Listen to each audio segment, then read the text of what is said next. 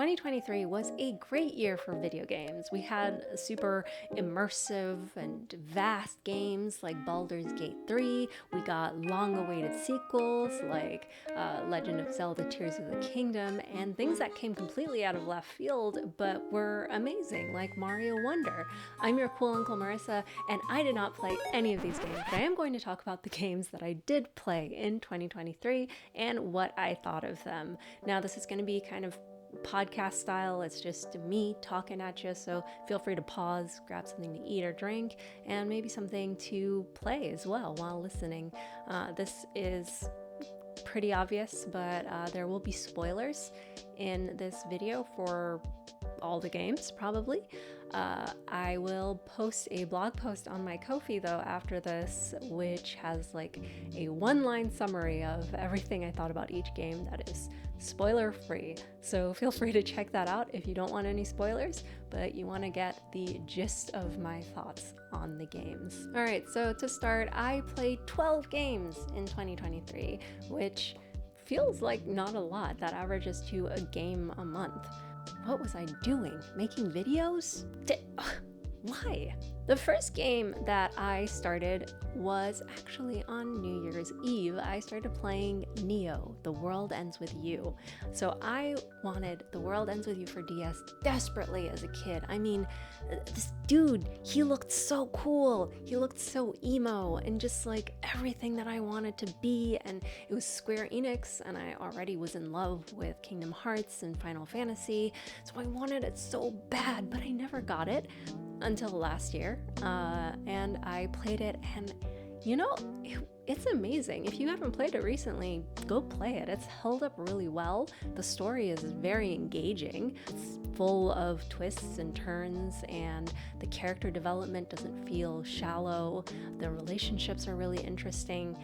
It's definitely also just a much more powerful portrayal of friendship than, you know, something else that relies heavily on friendship, which is Kingdom Hearts.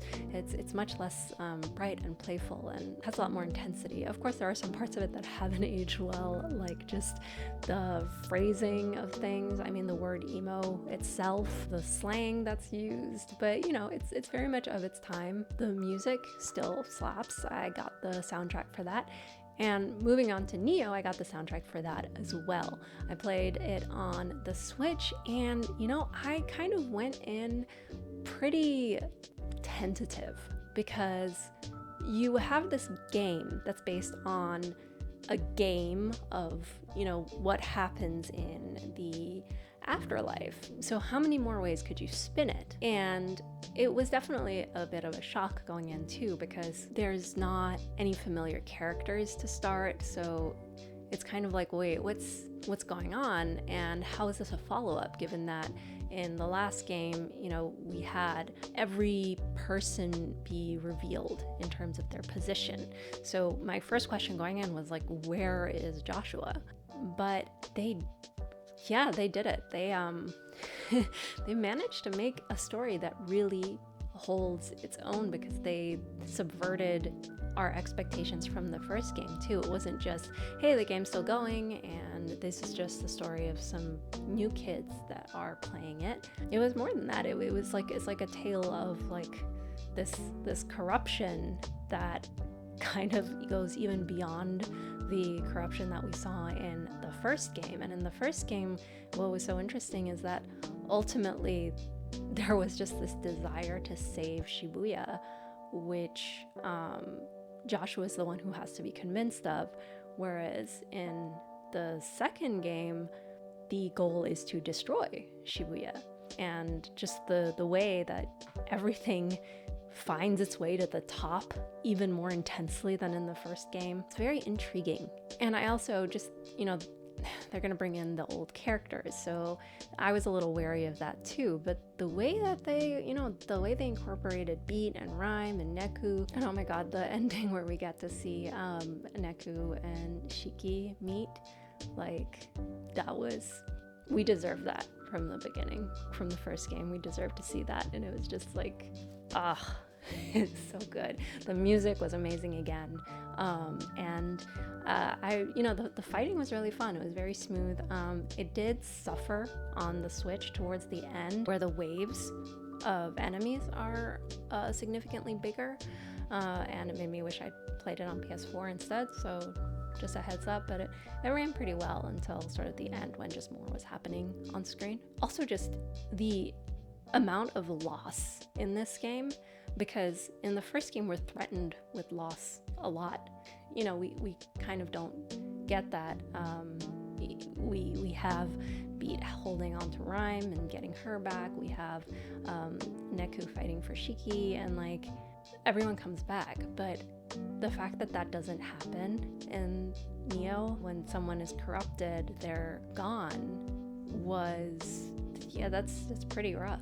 You know, I think that one big standout of Final Fantasy VII, right, was that they did the first like really impactful death of a playable character, death of a main character. But the impact in a good story, it never ends. It's still there. And I think the story of loss that struck me the most in Nioh was between Shoka and Ayano, because like I don't think this game gets enough credit for telling a queer story. It just captured that relationship very well, and it captured the pain of loss very well. There was a sort of, you know, codependency in that relationship. There was a sort of loving someone so much that it destroys you, that you're willing to go to any lengths for them. And that's really painful to watch. Because kind of as a foil to that too, we have between Fret and Kanon, and the idea that, you know, he is in love with her and he has to also destroy her similarly, but they don't have the depth of relationship that Shoka and Ayano do. And if you know anything about character foils, you know that that was an event that was there to emphasize the gravity of the battle between Ayano and Shoka. And anyone who says, oh no, they were just like friends, or they were like sisters and stuff, like you do not know how queer relationships work. Also, the fact that this game takes place in Shibuya and these new characters are from Shinjuku. Where is the LGBT community in Tokyo? Where is it legalized in Tokyo? These games are love letters to Shibuya, and we can't have that love letter without that acknowledgement. Awesome game. Soundtrack, absolutely stellar. I mean, the creator said if they made it again in this day and age, it would just be a rhythm game, and I think that would be awesome too. But I have both soundtracks for that game as well as the original game now in my CD collection, because so good. And the variety in the second game too, like you've got like pop, you've got like metal and rock, and like, yeah, damn, even if you're not gonna play it, listen to the soundtrack. It's very good. Second game on the list, I played Parasite Eve. I played it on my PS2, on my little fat boy over here. Oh, I'm gonna knock the lamp over.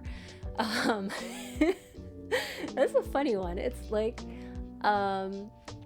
I think that I am not part of the cult following for Parasite Eve, but I can't say I didn't enjoy it. I know that, for example, Resident Evil was supposed to be campy from the beginning. I don't know if Parasite Eve was supposed to be campy, or if it's just aged into camp, because, I mean, I have a fear of going to Carnegie Hall now. Like, I'm scared I'm gonna go and some like lady monster is going to opera my eyeballs out. So, you know, ironically, the last time I went was for a Final Fantasy concert on my birthday. So, you know, we don't want to tempt fate too much. I think the gameplay mechanic of it could have aged better. I don't think it aged poorly. There were some times where I just got absolutely cornered, and demolished, and there was just nothing that I could do about it. But that's the nature of playing older games, isn't it? But the camp part, I think for me, had a lot to do with the fact that it was the NYPD. You know, maybe a cab, except for the fictional NYPD of Parasite Eve, because they are incompetent in a way that's just, it's not violent. Like, guys, when they're in the crazy scientist dude's office, and they're like, you know, why are the names of like my family and everything on your computer? And he's like, it's none of your business. Leave, you maggots. And they're like, why I oughta? And then they don't do anything. Whereas the problem in real life is that they do too much, and then the public has to be like, why you oughta not have done that, because you just, you know, unalived a bunch of innocent people. So the ineptness of the NYPD is just what's super campy to me. And also just the, like, I love the part where the Japanese guy who's there to help is just like, damn, there's gun stores everywhere, which, like, valid, but that scene looked like it was out of, I don't know, like a southern movie, less than like Brooklyn. Was it Brooklyn? Or was it? I don't remember, but it looked very funny. In like Central Park, what a depressing Central Park. They had not been to Central Park, had they ever? Like, I know it's supposed to be depressing and cold and evil, but like, it was. But no, it was fun. I don't have a lot to say about it. It was just fun, and it was like such a fun view of New York City that, you know, as odd as it was clearly effective in making me afraid of going to Carnegie Hall. Also, oh my god, that final battle of the freaking baby monster growing up. I was having a lot of trouble with one of the baby monster variations, and I finally got through it, and then the game froze. I was just like, I was so close to just being like, I'm gonna watch the video on YouTube, but I didn't. I persevered. I beat that baby person.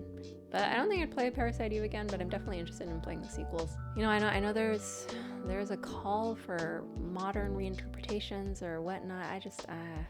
I don't think that they would age well. I don't know if I would want to play it, like, unless they really up the camp. I have no desire to play as a cop.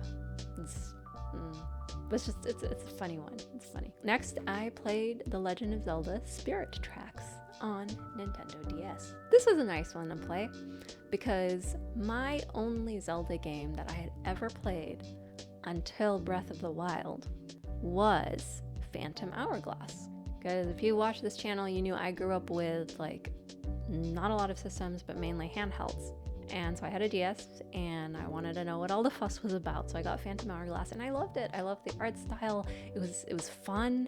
The little freaky guy, I don't know what's his name, the little pretentious man who's your companion in it. He was like funny, but also a bit intimidating to me as a child.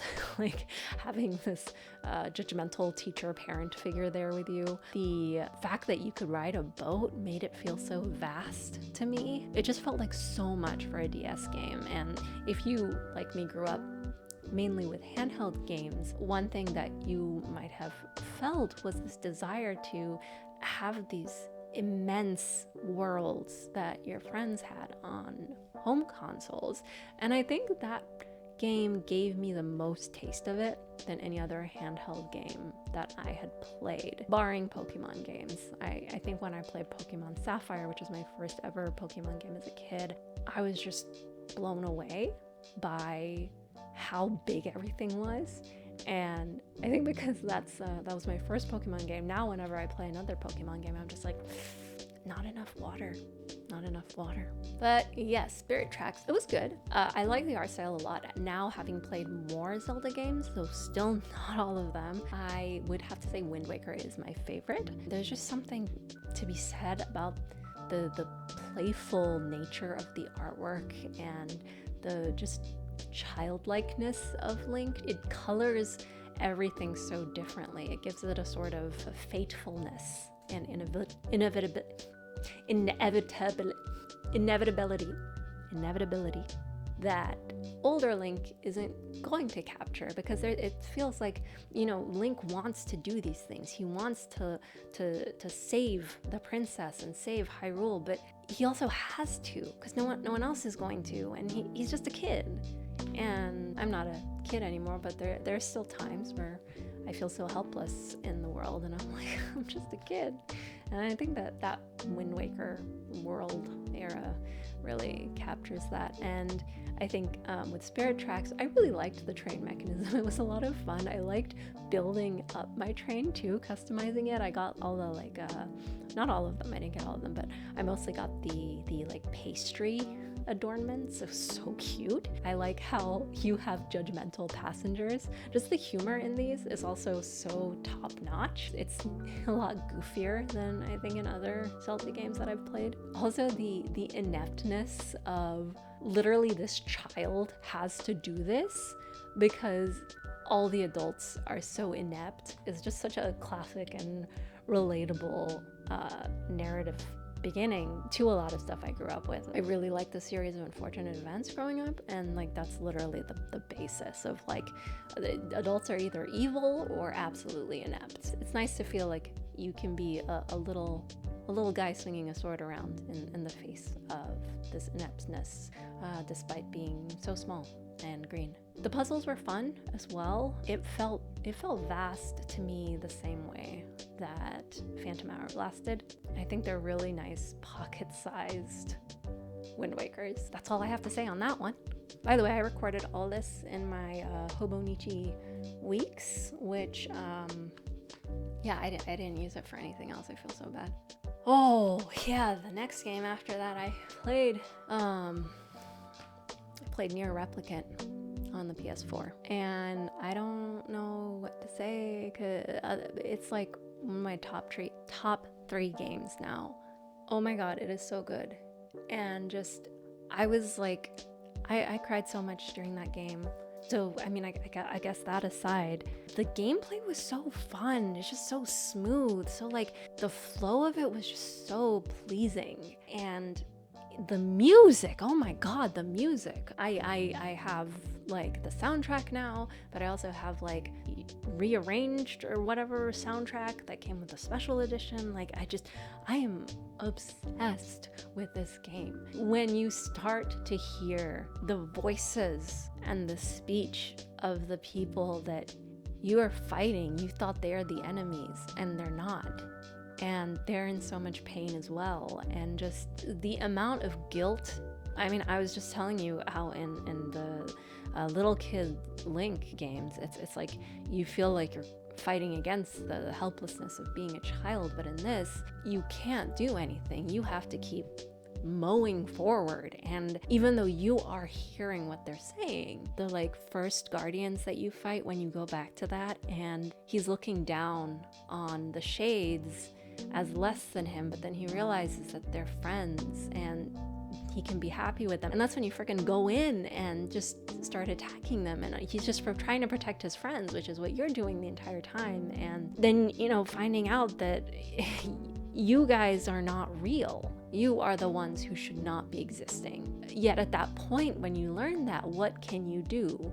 Because that's the universal fuel for all the creatures. It's to press forward, it's to survive regardless what's happening.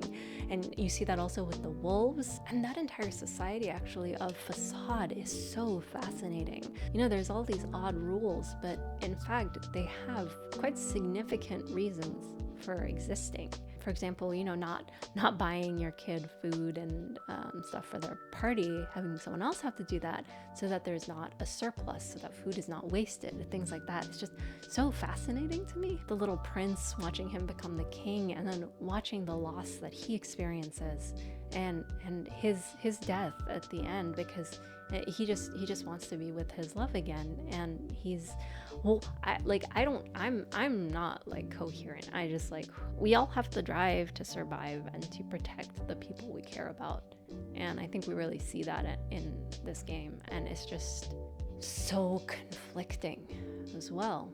But at the same time, what are you gonna do about it, right? You know, you put the controller down, that doesn't change the story. The story is what it is. And the fact that this like entire project Gestalt started with the human drive to survive, to subvert nature's course, and led to corruption. That's not exactly great either. No one is good. Seeing Emil turn into the creature that he becomes is also just like, when you meet him, he's such a beautiful little boy, but also learning what they did to him and his sister. And we see all these things and they're like, wow, what an imagination. But I think that's what's the most painful about all of this game, is that no, it's not imagination. Sure, there's not actual shades and monsters and stuff in real life, but there is a lot of exploitation. There is a lot of senseless violence because we're told that something shouldn't be. We're still not at the point of Project Gestalt, but there are a lot of proven stories of people who are disadvantaged being experimented on without their consent. There's women still who are being sterilized without their consent. And when you look at it with those glasses on, it's not really so different as Emil and his sister being turned into weapons of war without their consent. It was definitely not a journey that I expected to hit so hard. Also, just there's this article that I read of like how Yoko Taro is terrible and gauche and gross, but in the same breath, he is so intelligent and subversive and provocative, and you never know which one he's trying to be. And I feel that very much so with Kaine, because when I first saw her, I was incredibly uncomfortable. She's not wearing anything, and even your character is commenting on that. But the thing is that she is not the character type who fits into that visual. In fact, she is the character type that I think a lot of people who get off on that visual probably find fractious and upsetting. We get that a lot in Grimoire Vice.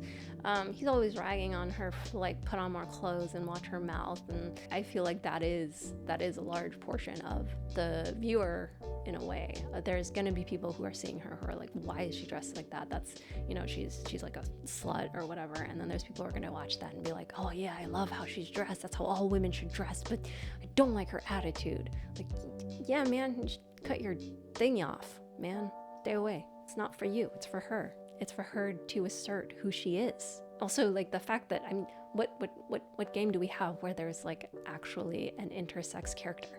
It's crazy. It's crazy. I also love that there's not a romance between Kaine and your character, because also, first off, that's weird, like the age gap, but also, developing these strong feelings for each other that can be interpreted as multiple things. When you see that she comes out from the stone and he's older, there is maybe the suggestion of that, but the thing is, in the final secret ending, you're going back and he's revived as a child, and she still is there to take care of that child, and in a way that's also that's such a wishful thing of just returning to that innocence. It's definitely a discomfort to sit with too.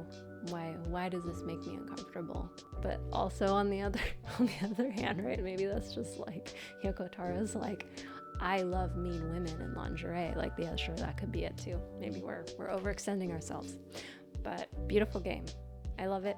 Top 3 games. Relevant today, tomorrow, always, forever. So naturally, after that, I played NieR Automata. I had a good time. I thought the storytelling on it was also very interesting. I feel like there are so many games that are about the pointlessness and painfulness and ceaselessness of war. But right now, we are witnessing, and if you live in the US, we are funding another pointless, ceaseless war that reasons keep trying to be dug up. But Automata gives us that, finding out that there is no reason to be fighting. And yet, They do, because that is the only reason to keep on existing. I also have just like such a soft spot for Pascal. I was like, as soon as I saw Pascal, I'm just like, oh, okay, nothing better happened to this man. You better not hurt him. And Yoko Taro was like, no, he's not gonna die. He's gonna do something even worse. Dude knows how to twist a knife. Dude knows how to tell you there are things worse than death. There is constantly having to kill your best friend so that they come back to life and continue fighting a war that has literally no reason to be fought. Also just the obsession with everyone in the game to become human.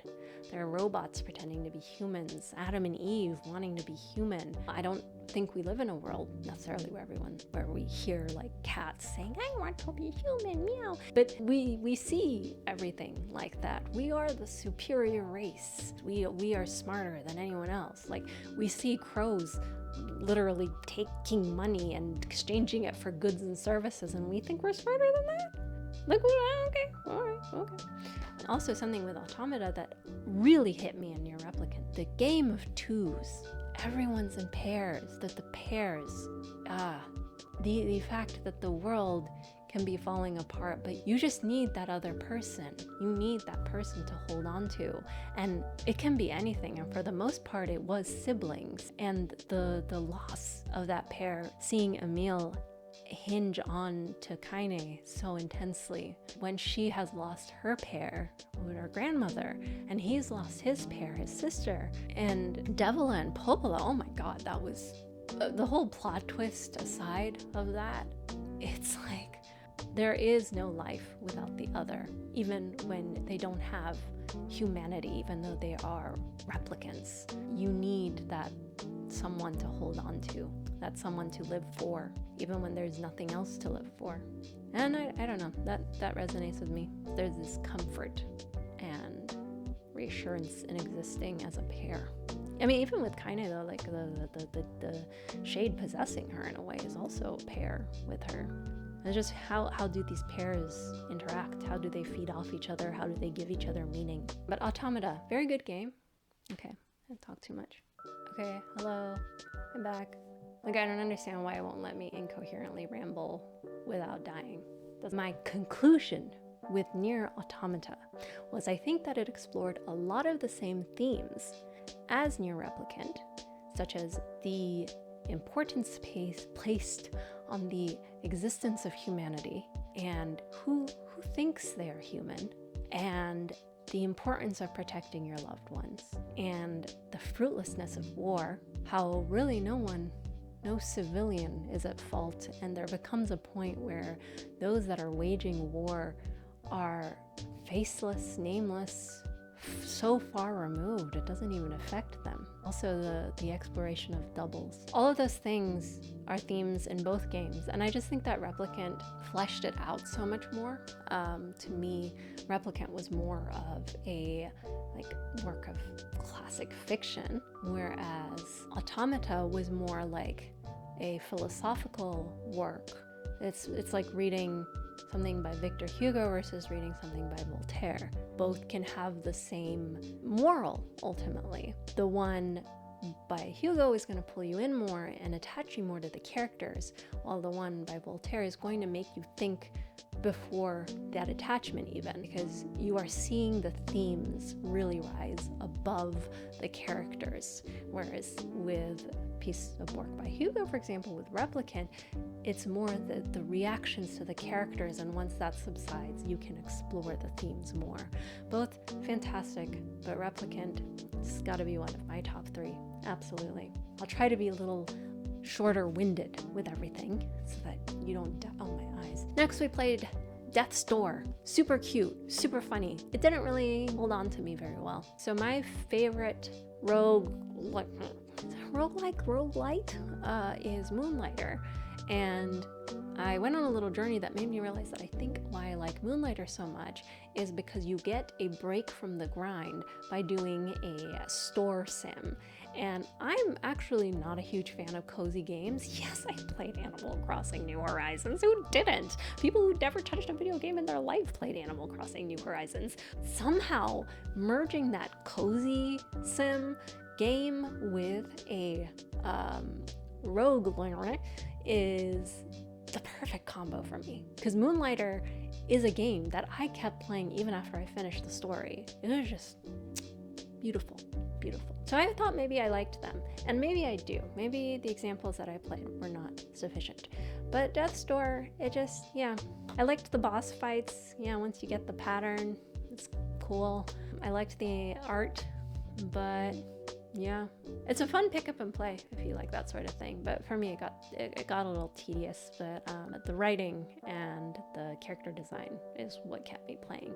That and my complete inability to put something down halfway, which our next game will show that it is very harmful to my well-being. Hades. Oh, we all loved Hades. Everyone loved Hades. It's the best game in the world. Yeah, I was happy to hear that. You know what 2 of my favorite games are? They don't make the top 3, but 2 of my favorite games, Bastion, Transistor. Who are they by? Supergiant Games. What is the Supergiant Games? They made Hades by Supergiant Games. Lots of people have played Hades. They've never played Bastion. They've never played Transistor. There are people who played Bastion and Hades, but not Transistor. Play Transistor. Pause this. Go play Transistor. You can come back to this next week. Go play Transistor. It is so good. It's so beautiful. The music, the storytelling, the story itself, the battles are fun. It's just, oh, Bastion and Transistor are 2 of the only games that I've replayed more than once. Okay? So I'm coming at this so excited that Supergiant Games is finally getting the recognition they deserve. Supergiant Games, you did it! Of course, I was a little like, okay, Hades, like, oh, everyone does the Greek mythology thing. Everyone's gotta do the Greek mythology thing. You either do the Greek mythology thing or the Shakespeare thing, or if you're a community theater, you do both. That is where Hades failed me. I was playing this. Okay, first off, Zagreus' voice. Oh my god, shut up. Like, what if this, is that even a British accent? I know it's supposed to be, but it's just so, oh, it's so annoying. His acting is not bad. Like, the voice acting overall with everyone is good, but just, I don't like him. I don't like that voice. No.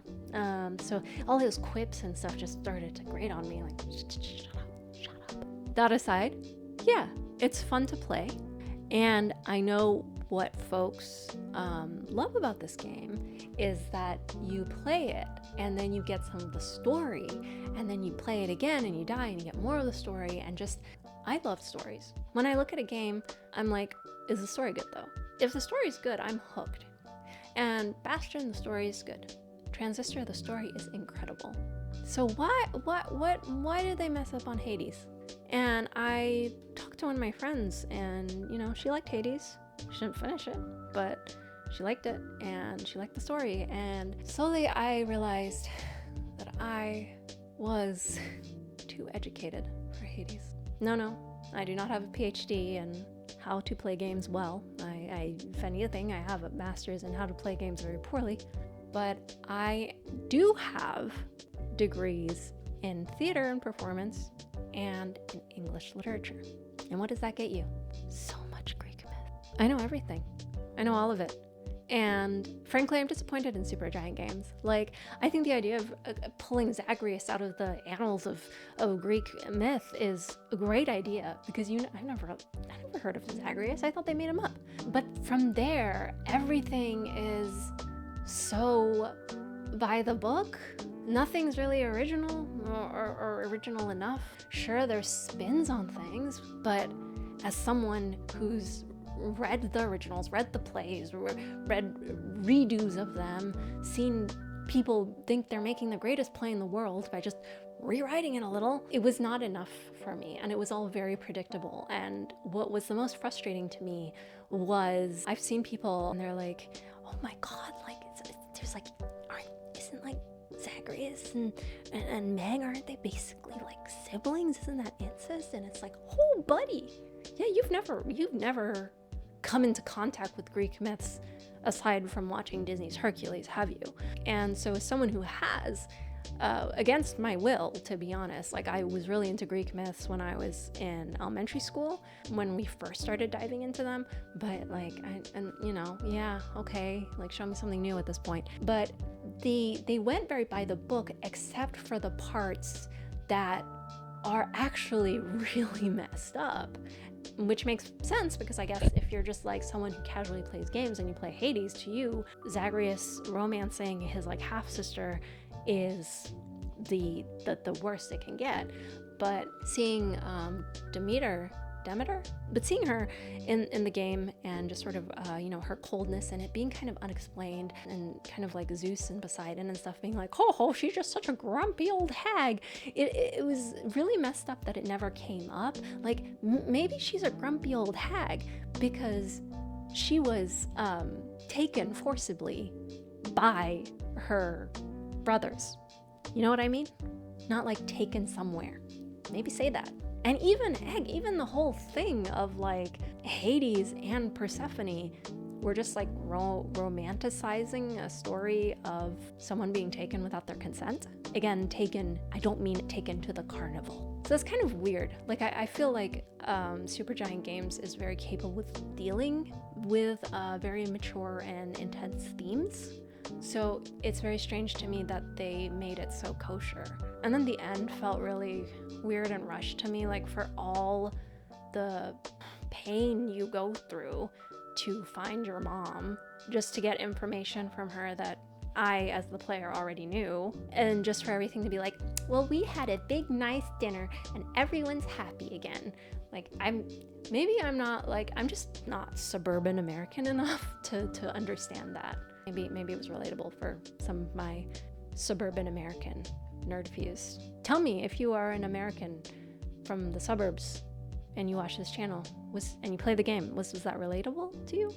Is that how things go with your families? You guys just sit down to dinner and have a good time and everything's perfect from there on? And there was just like a lot of questions, right, of having to put pieces together in that game, which, if you're familiar with Greek mythology, there's no suspense in it, because I already knew. So the story didn't catch me, so instead it was just like the frustration of playing this game over and over again and dying and coming back to learn information that I could have already told you from studying Greek mythology. I am hopeful for the second game because they're pulling out this daughter and there seems to be more like magic in it and witches, and I'm really hoping that they are going to make it more their own instead of just like a watered down PG version of what Greek mythology is. Because, I mean, Disney's Hercules is more different to Greek mythology than Hades was to Greek mythology. Like, everything was so predictable to me and nothing was subverted. And also, I have to say, the constantly going to Persephone to get information from her was like driving me nuts. I was like, you know what, just write it down. Next time you go see her, give it to her, go die. She writes the answers. You come back. She gives you the paper. You go again. You read it when you're back in the underworld. You got all your answers. I'm fun at parties. Well, those are my thoughts on Hades. And ultimately, don't come at me because I know it has a lot of fans. The fault is not with Supergiant so much. I imagine the average person who plays the game, you pick them out of a crowd, is not going to be so overly informed on Greek mythology for it to be a boring refresher course. I imagine there's also people who already do know everything and they actually enjoy it because they haven't been overly exposed and hammered over the head with variations of it. Like, please, God, if you are watching and you are involved in theater, make something original. Please stop it with the Greek stuff and the Shakespeare stuff. Next up, we're completely deviating, is Paper Mario and the 10,000-year-old door. 10,000-year-old door? 10,000-year door? TTYD, Paper Mario, GameCube. My friend gave it to me to borrow. Shout out to you, friend. My summation of my experience is not worth $100. Nope. Kind of even with Parasite Eve, not worth $70. but this also like not worth $100. And I think that's kind of the disaster of the retro game market is the entire time I was playing it, I just had in the back of my head, people are selling this game for $100. People are buying this game for $100. $100. Maybe more because it was complete in box. $100. It's not worth $100. It's fun. It's Mario. It's gonna be fun. I'm actually interested to play the Switch version. Let me know. Do you guys know if they kept Vivian being trans? Because apparently it existed in like a ton of the versions, even European versions, but it got cut out of like the American version because we are bigots. So that would be really neat if they put that back. One thing that I did think, you know, because I know it's the whole thing about Mario, Paper Mario and Mario RPG was like, let's bring RPGs, JRPGs to the stupid little Americans. I don't know how it would be as a beginner RPG. Because my first RPG was technically Pokemon Sapphire, but it didn't really like help me understand what to do when I played Final Fantasy X. In fact, I am so embarrassed with Final Fantasy X because I just like, I didn't know what to do when it opens and you're just standing there. And, like Titus is just standing there, Titties. I like was stuck. And I can't understand why I was stuck. I think I was going the wrong way and he wouldn't move. And I like wanted to cry and I had the guidebook and I was like reading the guidebook and it's like, just go. And I'm like, how do I go? Let me go. But I don't know if like Paper Mario would have helped me. But yeah, maybe if it's on Switch, maybe when I get that, I'll have my girlfriend play it and see if it helps her learn to RPG. But yeah, fun time, not worth $100. Next up, I pulled out my PSP. Not my original one that I bought from eBay, my very first eBay purchase when I was a kid, but the new Dissidio one that I imported because it's so beautiful. And I love the PSP. You know, everyone's like PS Vita this, PS Vita that. Just play PSP games on PS Vita, but then you're messing up the ratio.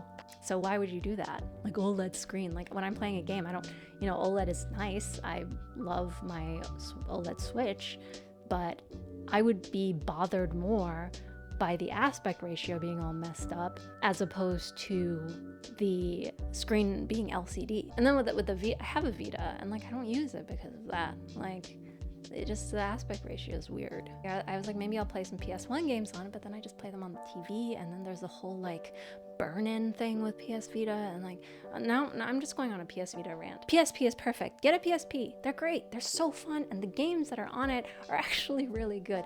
I played Star Ocean First Departure. I didn't know what to expect and this was before the remakes came out. So Second Story I definitely want to get on Switch. If you guys are writing this down, you can like get them for me. I'm kidding. It was really fun. I have honestly like not really a lot of opinions on it. The combat was stupid. The way to win is to just push through, just like head first, like be a bull in a china shop, because there's all these RPG elements of you know, magic and all these other things. And so you figure I have to play this strategically like a JRPG, but I was not able to do that because if you take a moment to think, then you're dead. But if you just start like attack from the beginning, it doesn't matter. You end up winning. And the sprites and the art and everything were really sweet. I liked it. It was a lot of fun. If you want to play a JRPG that's not gonna break your heart or cause you to have a lot of strong emotions, but you still want the experience, I would recommend Star Ocean First Departure because it's fun. You don't really have to think. It was a really great game to play for me, especially, you know, trying to go to sleep. It was just loads of fun. I recommend it. And then sticking with the PSP, I played Final Fantasy Tactics War of the Lions. There is a theme here. There is a theme of what is going on in the world right now and how, again, that is reflected so much in these games. Like, some of us have grown up playing these. It's apply that to reality. Critical thinking. War of the Lions. So one thing that's hard for me with tactical RPGs, one of my favorite games, not top 3, but one of my favorite games is Fire Emblem Three Houses. I loved it so much that I only did one playthrough because I got so attached to Edelgard that I'm like, how can I betray my wife? she's my wife. But keeping up with these stories of war, fictional wars, can be very confusing to me. So I was a little confused, and I was a bit confused with the fighting mechanisms too. It definitely helped that I had played Fire Emblem Three Houses, which was my very first tactical RPG. So I knew the gist of it, but there's not really much explanation in the game. But once I got a hang of it, it started to become a lot more fun. I think it's such a good game. You're not playing the hero, you're playing the forgotten person. But even the hero, he is going through the motions to serve himself. Also, just the figurehead of the princess, Ophelia, she's not even the real princess. But what is identity? She's grown up being told she's the princess. She has no other identity. But even then, were she the princess or not, she is simply being used for that title, to be used as a figurehead, as a pawn to establish rule.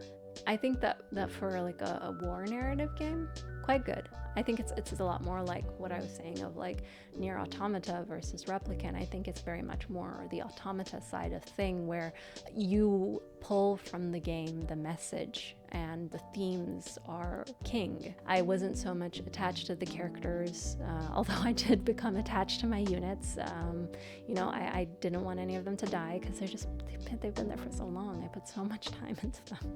But the story is still intriguing, and it's very much like c'est la vie. Doesn't that suck?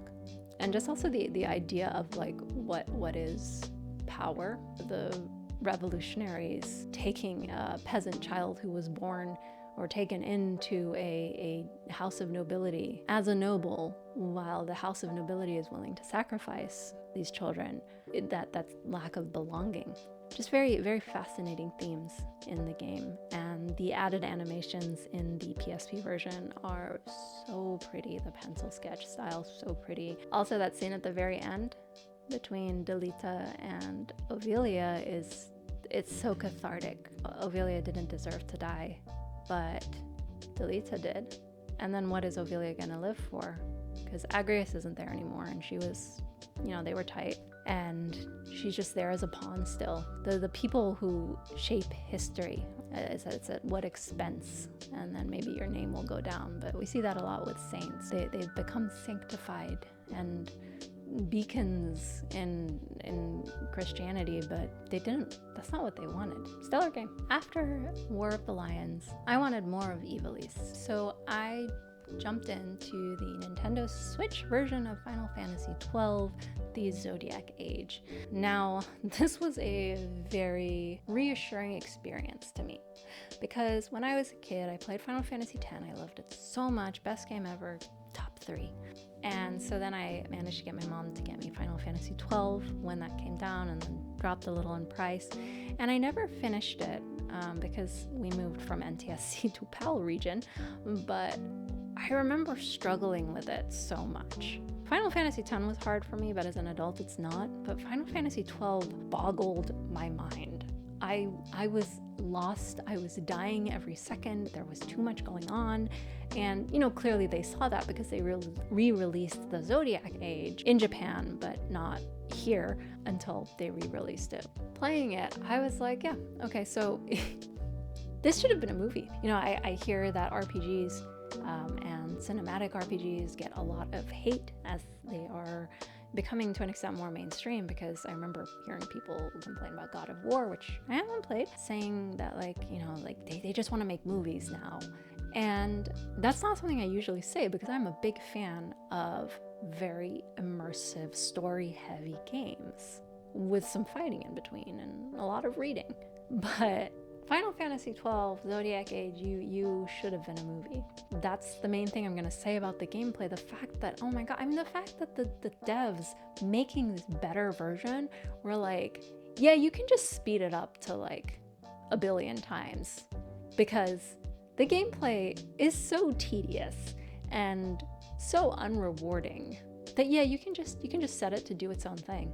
And that's what I ended up doing much of the later part, and I didn't feel good about it. It's not something I usually do, but it's just bad. I feel like every time Final Fantasy is like trying to do something that's not the turn-based combat, it falls flat. The last Final Fantasy game in terms of release that I played was Final Fantasy 15, and other than it just being a driving sim, the main thing I appreciate about that was like, you know, eye candy for the girls and the gays, I guess, but the battles, you know, there was nothing there. I like turn-based. Can we please keep turn-based? Please? But the reason I say it could be a movie, like Hades, for example. I wasn't the biggest fan of the gameplay. I wasn't able to survive on gameplay alone, but I'm not saying, oh, it could have been a movie. I would have watched it a movie, because I would have known what was happening the entire time, and I would turn it off. Final Fantasy 12 could have been a movie, because it's actually really good. I was playing it around the time when the genocide in Palestine started going full force, and it made it so relevant. Your small little homeland that has already been brought so much destruction and death and pain, trying to thrive while this bigger empire is trying to take over and is trying to present itself as the good guy, but you know, yeah, they're richer, they're more powerful, they're more technologically sophisticated. And yeah, it was not lost on me either that Dalmasca and surrounding regions very much are pulled visually from West Asia. I see a lot of like South Asia, Southeast Asia in video game inspiration, but you don't always see West Asia unless it's like a super like Arabian Nights type thing. And it certainly was not lost on me. It had to have been intentional that the big reason behind these takeovers was to mine for oil. Sorry, I mean crystals. For crystals. Because people who have that resource have the power. It's definitely a very wishful ending that against all odds, there is the ability to regain what is yours. And of course, Final Fantasy games do tend to end on happy notes. The same can't be said for real life. But I think if you want to play Final Fantasy 12, I think now's a good time to do so. I think especially if you live in a country like the one I live in, where you are being spoon-fed propaganda against your own will, it'll open your eyes to an alternative. Moving on to less terrible things like the characters, especially having that knowledge myself. Definitely biased towards it, but it becomes so obvious. Balthier was supposed to be the main character. Vaughn is unnecessary.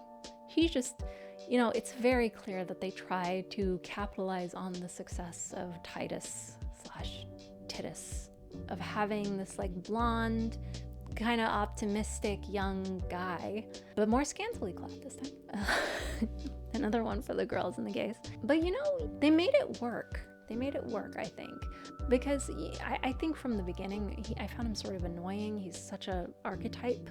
But the fact that the other characters seem to have this awareness of, dude, why are you even here? And they don't make him too significant in the plot either. They don't force him. It's like, yeah, man, he's just kind of there. He's there. You know, he just got wrapped up in all this.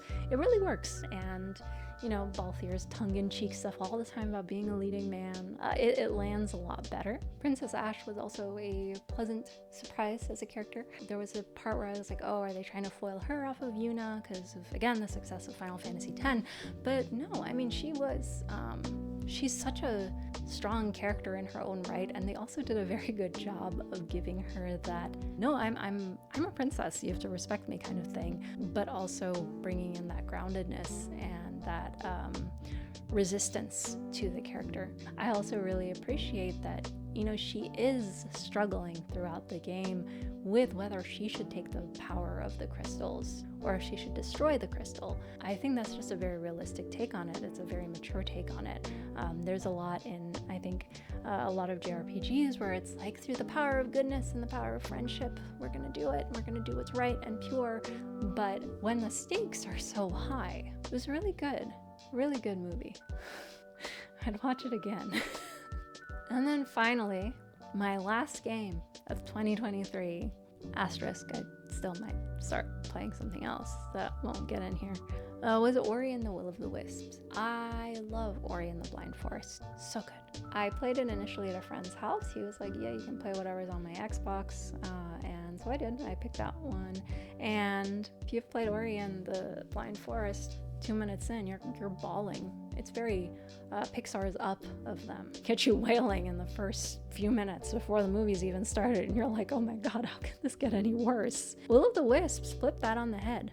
So I start playing it, and it's so sweet, such a sweet introduction. You see that Ori and Naru and Gumo and Ku are all living together and so happy, and seeing Ku grow up, and just it's so delightful. And then the plot of the game really starts with Ku's not able to fly. They find Kuro's feather that she left Ku, and she's able to fly with that, but then the wind hits, they get lost, and you have to find each other. And I was like, okay, yeah, the stakes are not as high in this game as they were in the first game. You're not saving the Blind Forest. You're just trying to reunite with your sibling in a place that is undergoing its own decay, and you're gonna, help out in the meantime. It would be an unfair comparison. Clearly, Ori and the Blind Forest would win hands down, but also I thought if we are playing this as a full narrative, as a part 2,